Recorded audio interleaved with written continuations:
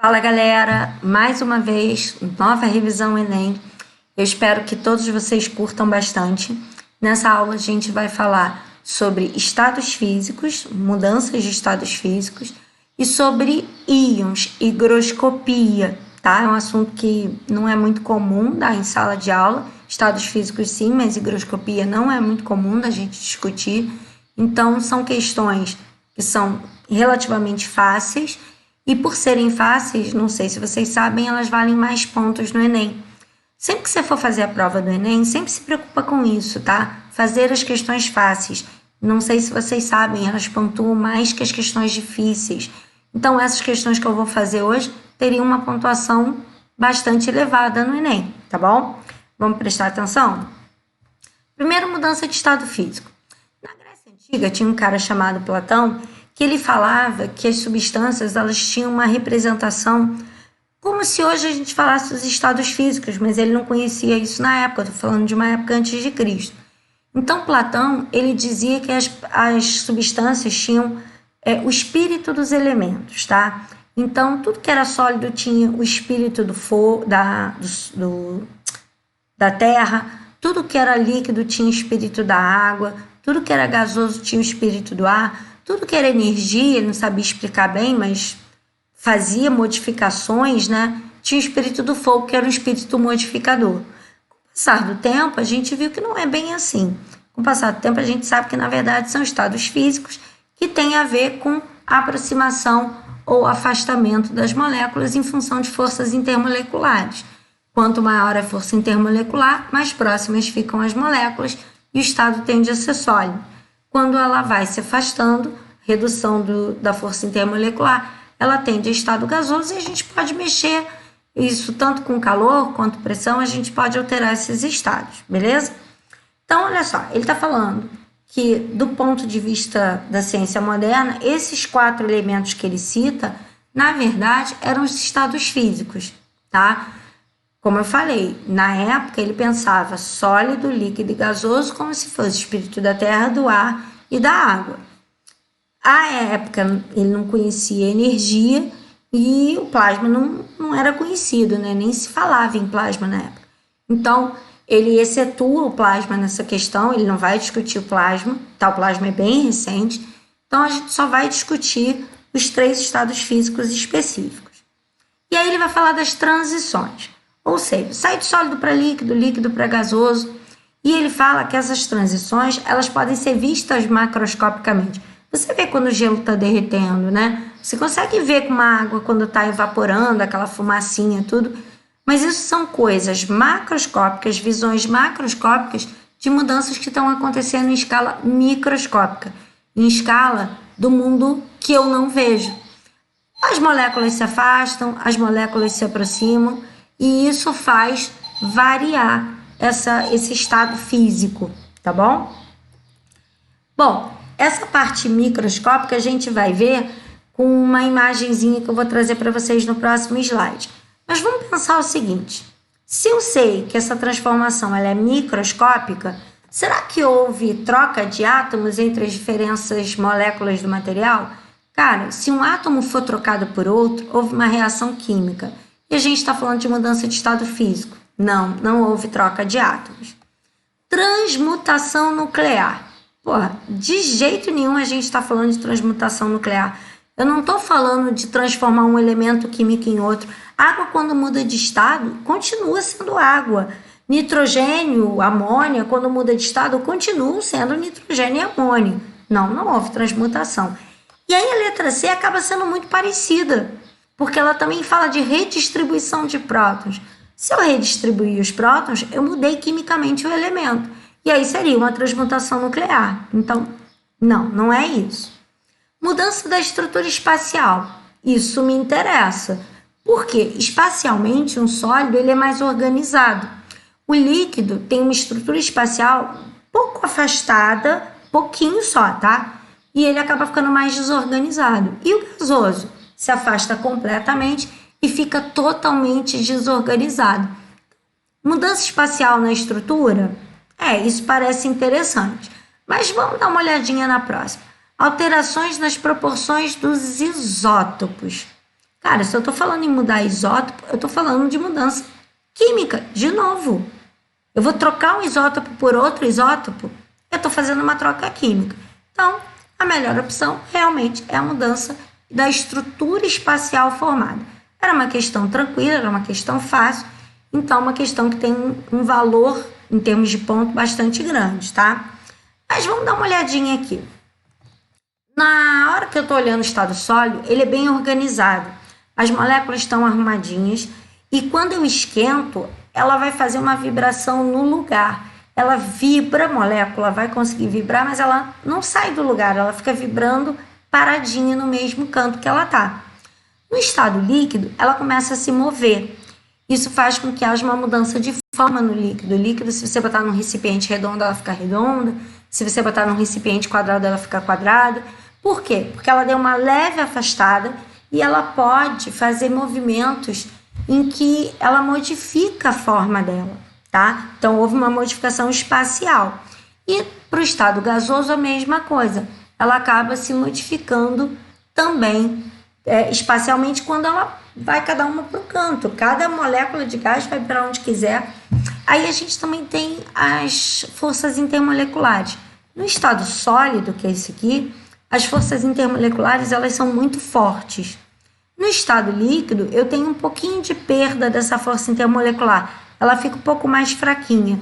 E no estado gasoso, ela desaparece. A força que une as moléculas, ela some. Ela não existe mais, tá bom? Então, vamos dar uma olhada para cá. Vamos imaginar os dois extremos, tá? Aqui embaixo, o extremo do frio, onde as moléculas estão em imobilidade total, totalmente paradinhas. Elas simplesmente não se movem, ok? Seria o 0 Kelvin, né? Imobilidade completa, zero absoluto. Aqui, quando eu aquecer muito, as moléculas elas vão sofrer ionização. Eu vou ficar com átomos livres, átomos soltos. Isso seria o plasma.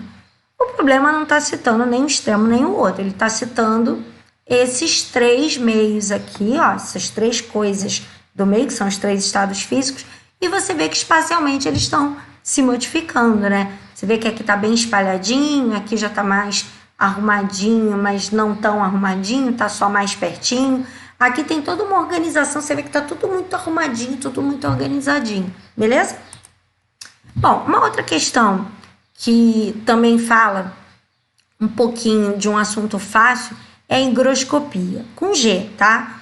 A higroscopia, ela é uma característica típica de compostos iônicos. O que acontece quando um composto é higroscópico? Um composto higroscópico, ele absorve água do meio ambiente.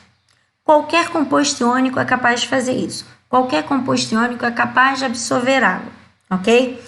E aí ele fala da soda cáustica. Quem é a soda cáustica? É o hidróxido de sódio, ele dá essa informação para a gente, o NaOH. O NaOH é um composto iônico, sólido, e que ele, como todo composto iônico, consegue absorver água do meio ambiente. Todos eles. Vou te dar um exemplo de um composto parecido com hidróxido de sódio, que é o cloreto de sódio. O cloreto de sódio você conhece como sal de cozinha. Você já viu que um dia que está chovendo, um dia muito úmido, aquele sal de cozinha que você botou no saleiro, ele fica com a tampinha meio úmida? Você já viu que ele empedra, que ele endurece? Pois é, isso é devido à higroscopia. Cloreto de sódio, como qualquer composto iônico, absorve água. Alguns compostos absorvem muito mais água que outros, tá? Mas assim, todos são higroscópicos, tá? Mas nem todos são igualmente higroscópicos. Tem uns que vão absorver muita água, outros que vão absorver pouca água. Bom, aí ele diz que houve um aspecto derretido. E ele diz que esse hidróxido de sódio foi exposto ao ar. O que isso significa? Galera, essa tá fácil de matar, tá muito fácil. Bastava você saber essa informação, que hidróxido de sódio é iônico e todo composto iônico exposto ao ar vai absorver água. Então, de cara aqui, ó, letra A, absorção da umidade do ambiente. Não tinha muito para onde correr. Vou até dar uma olhadinha nas outras opções, mas essa realmente era uma questão muito fácil de matar. Ele diz que houve, na letra B, uma fusão do hidróxido de sódio. Cara, em momento nenhum ele está falando de aquecimento. Fusão precisaria aquecer. Não está havendo fusão. Ele não derreteu, mas isso é um distrator. Porque como ele dá o aspecto... Aí você vê que ele bota o derretido entre aspas. Todo mundo associa a palavra derretimento à fusão. Mas vê, ele não mexeu na temperatura. Então essa opção B é uma distração. É para você se distrair com a palavra derretido e associar diretamente à fusão. Pegadinha, presta atenção nisso. Bom, o próximo ele diz que é reação. Cara, em momento nenhum ele bota outro reagente. Como é que ele vai reagir se ele só está falando do hidróxido de sódio exposto ao ar? O máximo que ele poderia oxidar, mas não tem ninguém que possa oxidar. O sódio já está oxidado, a hidroxila não oxida com facilidade, então não tem como. Adsorção. Adsorção é uma palavra com D mesmo, tá? Vocês estão acostumados a absorção com B de bola? Absorção é igual você pegar uma esponja de cozinha, mergulhar na água. O que ela faz? Ela absorve a água do ambiente. Ela absorve, que a água entra na esponja, isso diz que ela foi absorvida. A adsorção, ela fica na superfície. Então, você imagina um sólido, normalmente metal, um metal que ficam bolinhas de gases presos na superfície. Isso é uma adsorção. Quem faz muito isso é o carvão ativado. Para quem já ouviu falar do carvão ativado, eu vou fazer questões de carvão ativado aqui. A gente vai ver que o carvão ativado tem essa característica de adsorver, prender gases na sua superfície. Beleza? Foi isso que aconteceu. E reação de hidróxido de sódio. Não houve reação química. Ele ainda dá uma disfarçada lá com gás de nitrogênio do ar, porque ele diz que foi exposto ao ar. Outra coisa para você se distrair. Então, bastava saber essa informação. Hidróxido de sódio é iônico, todo composto iônico é capaz de absorver água do ambiente por higroscopia. Sabe disso? Mata questão fácil.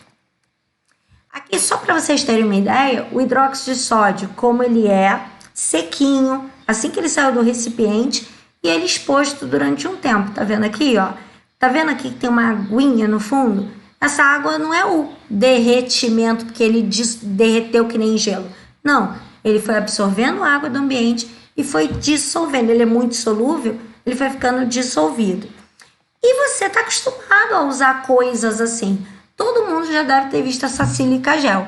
Essa sílica gel vem em saquinhos assim, vem em remédio, vem em tênis, vem em produtos eletroeletrônicos. Qual é a função dela? Absorver a água do ambiente, para não deixar fungo, não deixar a oxidação acontecer nesses objetos. Então, se você já comprou um tênis, se você já comprou um produto eletroeletrônico, provavelmente você já viu esse saquinho de sílica gel. A função é a mesma, absorver a água do ambiente. Outro que você já deve ter visto é esse secar aqui. São antimofas, a gente bota muito em armário. Quem mora na região dos lagos costuma usar para não deixar o armário cheio de mofo. O que acontece? Ele tem bolinhas de cloreto de cálcio. Cloreto de cálcio é um outro composto iônico que é altamente higroscópico, ele é bem higroscópico, ele absorve muita quantidade de água do ambiente. Então vai deixar o ambiente mais sequinho, e aí o fungo não vai crescer, você vai ter menos mofo e tudo mais. O que acontece? Aqui no meio ele tem como se fosse uma telinha, as bolinhas ficam aqui em cima, essas bolinhas aqui, elas ficam aqui em cima. E aí essas bolinhas que ficam aqui em cima, elas com o tempo começam a absorver água, e essa água ela pinga aqui na parte de baixo, embaixo dessa telinha. O que vai acontecer? Você vai observar que com o passar do tempo, essa bolinha vai ficando úmida, ela vai ficando molhada e vai se acumulando água aqui embaixo, beleza? Bom, deixa eu até voltar aqui. Aqui tem um recipiente reutilizável. Por que eu estou emendando com a outra questão que eu passei e resolvi voltar? Porque esse composto reutilizável, esse aqui a gente joga o plástico fora. Quando ele fica cheio d'água, a gente acaba jogando no lixo. Esse plástico vai para o lixo e vai contaminar o meio ambiente. E nem adora meio ambiente, tá? Então fica esperto. Já esse aqui, você consegue tirar aquele líquido de dentro, comprar refil dessas bolinhas e botar o refil ali de novo. E ele volta a funcionar como se fosse um novinho. Vantagem, esse plástico aqui vai ser utilizado um montão de vezes. O meio ambiente agradece. Só que o que você faz com esse magnésio, com esse cálcio, com o que tiver ali dentro? Vai para o ralo, né? Você vai jogar isso no lixo. E isso vai contaminar o meio ambiente. Aí vem a nossa nova questão, que é falar da água dura. Água, quando está com muitos sais de cálcio e magnésio, ela se torna uma água que é prejudicial, especialmente para encanamentos, porque ela vai dar uma incrustação, ela vai dar uma casquinha de carbonato de cálcio, carbonato de magnésio, e essa casquinha, ela acaba entupindo o cano, ela acaba destruindo bomba d'água, ela acaba destruindo caldeiras, tá? E aí ela é chamada de água dura por conta dessa incrustação, dessa... Já viu tártaro no dente? Quem tem cachorro, tem muito cachorro que tem aquela massinha dura, né, que você tem que levar até para o hospital para tirar. Pois é, aquilo ali também é um tipo de incrustação mais ou menos parecida. Também são carbonatos, normalmente de cálcio. E aí, isso, da mesma maneira que fica dura no dente, fica dura no encanamento. Então, eu quero eliminar essa água dura. Eu quero reduzir esses sais de cálcio e magnésio que estão, presta atenção, dissolvidos na água. Eu vou tirar esses sais, porque ele não vai fazer bem para o meu encanamento. Bom, eu quero a água, mas não quero os sais, beleza? Detalhe que eles estão dissolvidos. Vamos ver o que ele pode fazer. Ele pode decantar, ele pode filtrar, ele pode aquecer a água, ele pode adicionar um solvente orgânico ou ele pode adicionar um óxido de cálcio e carbonato de cálcio. Ele pode fazer qualquer uma dessas coisas. E o cara testou todas essas coisas. Aí ele quer saber dessas 5 coisas que ele pode fazer, né? Que delas vai ser melhor, tá? Bom, um detalhe que o tetracloreto de carbono é apolar. Vamos pensar um pouquinho em cada uma dessas coisas? A decantação, a amostra precisaria estar em 2 fases. E ela não está em 2 fases. Ele disse que os sais de cálcio e magnésio estão dissolvidos. Então, não vai conseguir decantar. O mesmo problema vai acontecer para a filtração. Na filtração, ele simplesmente vai passar tudo que for líquido ou tiver dissolvido. Não tem precipitado, não tem sujeira sólida na água. Então, não vai adiantar nada. Ele filtrou e não resolveu. Aquecer a amostra vai fazer a água evaporar, mas eu quero a água. Eu vou ficar com sais de cálcio e magnésio, que eu não quero, tá? Ele quer a água, ele não quer os sais. Se eu fizer o aquecimento, eu evaporo a água e fico com os sais. Não é uma boa opção. Adição de solvente orgânico. Como eu falei, o tetracloreto de carbono é apolar. Ele nem se mistura com essa água. Ele é mais denso que a água, então ele vai ficar embaixo, fazendo uma camada de solvente orgânico, e a água com os compostos iônicos, cálcio e magnésio, vão ficar em cima. Também não vai ajudar muita coisa. Agora, a adição de cálcio na forma de óxido de cálcio e principalmente a adição de carbonato vai reagir. E ele vai transformar o carbonato de sódio em carbonato de cálcio e carbonato de magnésio, que são sólidos, tá? O que vai acontecer? Depois que ele transformar esses sais de cálcio e magnésio em substâncias sólidas, aí eu vou conseguir filtrar. Então, presta atenção que essa filtração aqui, ó, ela acaba sendo um distrator. Aquilo que eu falei com vocês, né? Sempre tem uma resposta ou outra que pode ser usada como distrator. Eu vou usar a filtração? Vou, mas no momento 2, não no momento 1, beleza? Então, ó, eu vou fazer uma reação química entre o óxido de cálcio e o carbonato. Vou transformar sais de cálcio e magnésio em substâncias sólidas e aí eu vou filtrar, ok? Então, vamos lá. Aqui eu tenho a solução que vai estar com precipitado. Essa solução, ela vai ficar com esse aspecto aqui, ó, a parte líquida. E quando eu começar a jogar carbonato, ele vai formar esse sólido. Vai acontecer essas 2 reações, ó, o cálcio reage com carbonato de sódio e vira carbonato de cálcio, que é sólido. O magnésio reage com sódio e vira carbonato de magnésio, que é sólido. E isso precipita. Essa solução fica presa no filtro e no final eu tenho a água limpinha, porque os sais de cálcio e magnésio ficaram aqui, beleza? Bom, galera, por hoje é só. A gente vai ficando por aqui. Eu peço que vocês, se gostaram da aula, dá um like. Se puder, compartilha com os colegas. Quem puder se inscrever no canal, bota lá a ativação, né, da sinalização para a gente saber. Toda vez que eu botar o vídeo, você ser notificado. E aí você vai receber todas as notificações toda vez que eu postar um vídeo novo. E assim a gente vai conseguir fazer todas as questões do Enem, beleza? Beijo, meninos. Fui!